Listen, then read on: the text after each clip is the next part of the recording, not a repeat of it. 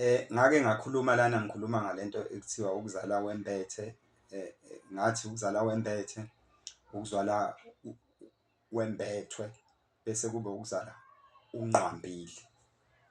Ukhona-ke umuntu umfowethu ngalilibala igama lakhe alikho eduzane owabhala lapha ku-comment section wathi uyacela ngichaze ngalo.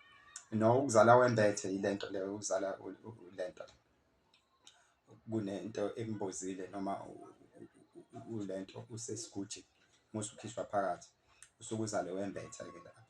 Ukuzala unqwambile usuke ugaxe umgeqo onjengomhlwehlwe la entanyeni mawuzala nje uhlezi kuwena unamathele kuwena usuke unqambile-ke lapho. Masithi wembethwe wonke umuntu uzala embethwe.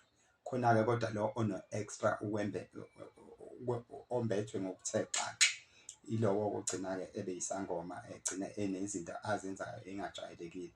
Yikho-ke sithola sekunenkulumo ethi wembethwe abadala, kodwa wonke nje umuntu uzalwa embethwe.